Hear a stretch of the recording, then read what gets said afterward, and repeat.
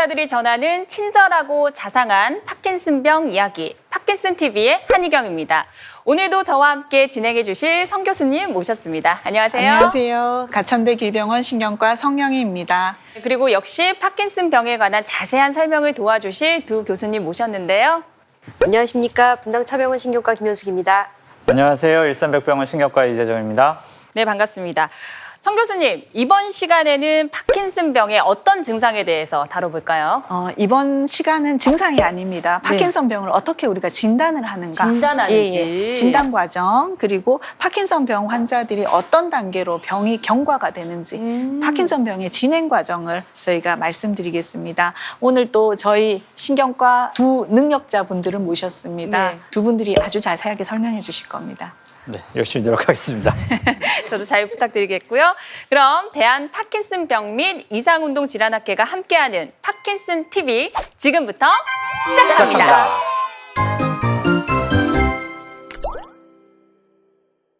네, 먼저 파킨슨병까지 확정하기까지 어떤 과정을 거치는지도 상당히 궁금한데요. 파킨슨병의 진단 어떤 식으로 이루어집니까? 파킨슨병이라고 하는 건 이제 환자분이 본인이 파킨슨병이라고 해서 오시는 게 아니기 그쵸. 때문에 환자분은 기본적으로 손을 떤다거나 아니면 걸음이 불편하다거나 넘어진다거나 한쪽으로 쏠린다거나 아니면 그냥 굉장히 모호하게 몸에 그냥 기운이 없다 이런 식으로 표현하기도 하세요. 그래서 이제 그거에 대해서 연세 드신 분 어느 정도 다 걷는 것도 좀 느리고 수전증 좀 있을 수도 있고 여러 가지가 있을 수 있기 때문에 그래서 그런 거를 잡아내는 게 사실은 분명 의사 역할이고 일반 인들이 사실은 아주 저명하면 모르겠지만 아주 경한 정도로 있다면 잡아내기가 어려운 게 사실입니다. 그래서 일반적으로 파킨슨병이라고 하는 거는 기본적으로 떨림이 있는지를 저희가 좀 살펴보고요. 근데 그게 확실하게 좀 병적인 떨림. 특히 좀 가만히 있을 때 떤다거나 뭔가를 좀 할 때, 뭐 글씨 쓸 때라든지 컵을 든다든지 수저질한다 이럴 때가 아니라 가만히 있을 때 떤다. 이런 건 좀 더 파킨슨병을 시사하는 바고요. 그다음 환자분들의 팔다리, 목 이런 부분은 이제 만져보면서 단순한 게 아니라 병적인 경직은 아닌지 좀 만져보고 그다음에 사실 느려지는 게 굉장히 핵심 증상이에요. 연세 드신 분들이 민첩하지 않잖아요. 네. 그래서 이제 저희 같은 경우는 손 운동, 발 운동 여러 가지 반복적인 행동을 시켰을 때 점점점 느려지고 작아지는 면이 있다면 그리고 그것이 일반적인 노화의 과정보다 확연한 수준이라면 우리가 보통 이분은 파킨슨 증상이 있구나 이렇게 진단을 하게 됩니다. 또 하나 냄새 검사가 있어요. 파킨슨병 환자분들은 본인이 구체적인 증상이 오기 벌써 예전부터 냄새를 잘 못 맡는 분들이 많아요. 심지어 10명 중에 한 9명에서 벌써 냄새를 못 맡는. 근데 그걸 이제 아는 분도 있고 모르는 분도 있어요. 근데 이런 거는 파킨슨 증후군이라 그래서 다른 유사 질환들이 있는데 그런 질환들과 감별을 해주는 중요 포인트가 됩니다. 그래서 파킨슨병이 의심이 되는데 뭐 냄새 검사도 하나 이러실 수 있는데 사실은 다양한 의미가 있어서 이런 여러 가지 검사들을 통해서 우리가 실제 객관적인 진단을 하게 됩니다. 그래서 이제 방금 전과 같이 환자분이 왔을 때 그냥 연세 드셔서 또는 잘 못 걷는 이런 게 아니라 확실한 좀 병적인 파킨슨 증상이 의심된다고 한다면 객관적인 그에 맞는 근거가 있는지를 좀 찾아보게 되죠. 뇌 안에 다른 여러 가지 질환들도 이런 유사 증상을 나타낼 수가 있습니다. 머리에 물이 많은 수두증이라든지 또는 머리에 조그만 뇌경색들이 많이 와서 생기는 어떤 혈관성 파킨슨이라든지 기타 약의 부작용이라든지 다양한 병변과 질환들이 있을 수 있기 때문에 일단 기본적으로 뇌안을 좀 들여다보기 위해서 머리 MRI를 시행을 하게 되고요. 파킨슨병이라고 하는 거는 기본적으로 뇌 안에 도파민 신경세포가 많이 퇴행해서 생기는 질환이기 때문에 사진을 찍어서 직접 볼 수가 있습니다. 그래서 도파민 페트라든지 그래서 뇌 안에 도파민 신경세포는 잘 살아있는지를 우리가 또 검사를 해서 확인할 수가 있습니다. 실제로 저희가 외래를 보다 보면은 환자들이 MRI가 정상이라서 파킨슨이 아닌 줄 알고 기다렸다 얘기하시는 분들이 있어요. 실제 저희가 찍게 되는 MRI는 파킨슨 환자들은 정상인과 같습니다. 뇌에 어떤 2차적인 문제도 없고 실제로 다른 파킨슨 증후군을 시사하는 다른 데 위축도 없으세요. 이게 파킨슨 펫에서 도파민 기능이 떨어지는 게 파킨슨 병인 거죠. 한희경 씨 혹시 아시고 계세요? 파킨슨 병도 암처럼 기수가 있어요. 1기, 2기, 3기, 4기 이런 식으로. 암처럼 1기, 2기가 있어요? 예, 그런 몰랐어요, 게 있습니다. 파킨슨 병의 기수는 저희가 5개의 기수로 나누거든요. 예, 이 파킨슨 병의 5개의 기수에 대해서 오늘 또 김현숙 교수님께서 자세히 설명해 주실 겁니다. 저희가 회는 야스티지라고 하는 걸 쓰는데요. 네. 그 전편에서 말씀드렸지만 이름 이상한 거는 다 이름 사람 이름이거든요. 네. 그래서 마가렛 훻이라는 여자하고요. 멜빈 야라는 의사가 1967년도에 이제 분류를 해서 훻니냐 스테이지라는 걸 이제 만들었습니다. 그래서 경한 거, 중한 거, 심한 거 이렇게 3단계로 나눠볼 수 있고요. 정말 기처럼 1기, 2기, 네. 3기, 4기, 5기 이렇게 나눠서 이제 구별을 하기도 합니다. 일단 초기 단계 1기, 2기 좀 설명해 주시겠어요?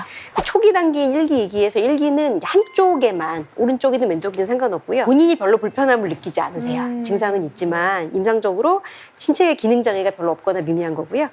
2기 같은 경우에는 양쪽, 오른쪽, 왼쪽 정도의 차이는 있을 수 있지만 양쪽에 다 동반이 되거나 아니면 한쪽 더하기 이제 중심부 증상이 있는 거고요.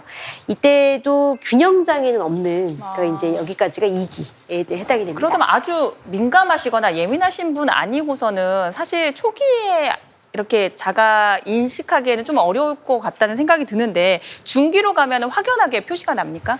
중기 3기가 이제 중기에 해당하는데요. 이거는 이제 중심 잡는 기능이 떨어져서 우리가 환자를 당겨가지고 중심을 흐트려서 이 사람이 중심 잡는 기능이 괜찮은지 보는 이제 테스트로 좀 구별할 수가 있고요. 자세가 불안정이 있기 때문에 독립생활이라든지 일상생활하는데 뚜렷한 불편함이 이제 생기게 되게 됩니다. 예, 중기가 되면 확실하게 환자분들이 일상생활에 지장이 생기기 시작하고 넘어지기 시작을 하는 단계잖아요. 그러면 말기가 되면 얼마나 더 심해지는지 한번 소개시켜 주시겠어요? 근데 말기를 이제 저희가 4기, 5기를 이제 나눠볼 수가 있는데 4기 같은 경우에는 독립생활, 일어나서 걷거나 움직이기 위해서는 다른 사람의 도움이 꼭 필요한 상태가 4기가 되고요. 그다음에 5기가 되면은 사실은 이제 침상에 누워서 그냥 나오지 못하거나 아니면 휠체어에 완전히 의존해서 걸어야 되는 이제 그런 상태가 됩니다. 그렇다면 5기가 되면 기대 수명은 어느 정도 예상하십니까? 실제로 과거에는 파킨슨 병 자체가 환자분들의 생존율을 많이 떨어뜨렸습니다. 네. 지금은 그렇지만 이 물질이 개발되면서 새로운 희망이 생겼고 지금 현재로서는 파킨슨 병 자체가 환자분들의 여명을 당기지 않습니다. 환자분들이 저한테 오셔서 저는 이제 얼마나 사나요? 하면 저는 환자분 수명만큼 사세요. 라고 이제 정말요? 말씀을 드립니다. 방금 이 물질이라고 예. 했는데 그게 예. 뭔가요? 그게 바로 도파민입니다. 레보도파. 예. 그래서 레보도파에 대해서 좀 오늘 자세히 설명을 해주시겠습니까?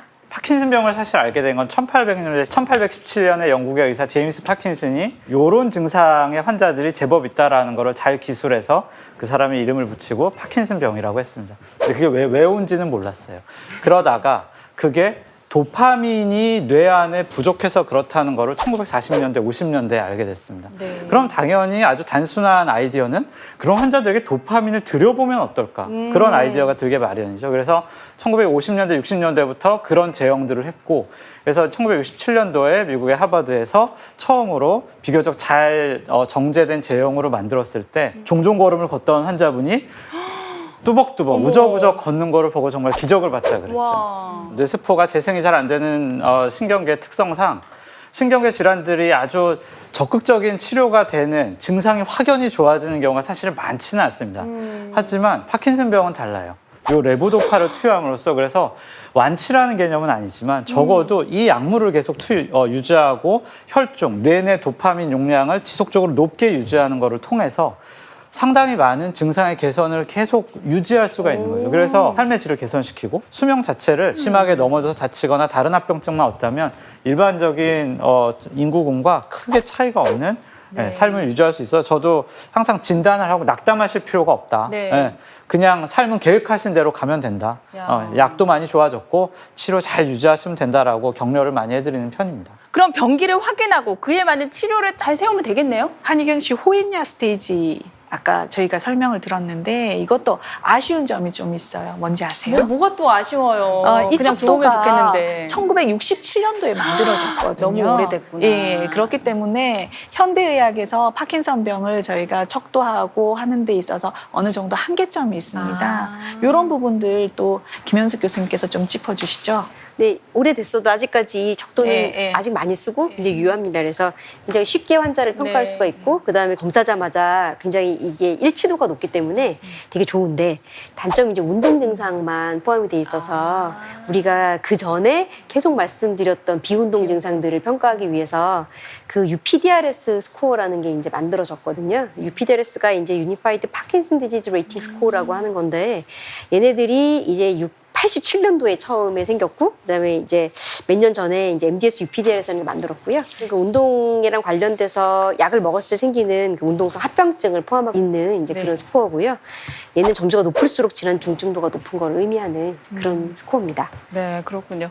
여러 가지 진단과 검사를 충분히 따르기만 하면 파킨슨병을 잘 이겨낼 수 있지 않을까 조금은 안심이 드는 것 같습니다.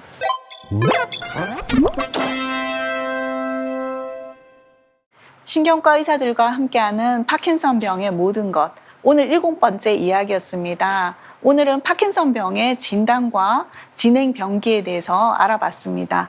한희경 씨 오늘 이야기 어떠셨어요? 제가 오늘 처음으로 희망을 봤어요. 우리 대중가요에 있어서 서태지가 나타나기 전과 후가 있고 영화계에서는 아바타가 나타나기 전과 후가 있지 않겠습니까? 이 파킨슨병의 전후는 바로 레보도파예요. 오늘 좀 기분이 좋네요. 교수님들은 오늘 소감이 어떠셨는지 궁금합니다. 사실 파킨슨병이라는 병명 자체가 되게 어렵게 느껴지잖아요. 네. 뭔가 중증의 질환처럼 느껴지는데 꼭 그렇지 않다는 거. 잘 관리하며 갈 수 있는 질환이라는 거를 좀 더 강조해서 말씀드리고 싶습니다. 치료제가 있습니다. 치료제가 있습니다. 네, 너무 희망적입니다. 앞으로도 더 많은 궁금증 풀어드리고 또 희망을 드리기 위해서 저희 파킨슨 TV 많은 준비하겠습니다. 그런 의미에서 여러분도 구독, 좋아요 눌러주시고요. 알람 설정 해두시면 그때그때 빠른 정보 얻으실 수 있다는 점 기억하셨으면 좋겠습니다. 그럼 다음 이 시간에도 대한 파킨슨병 및 이상운동질환학회와 함께하는 파킨슨 TV 많은 시청 바랍니다. 부탁드립니다. 아...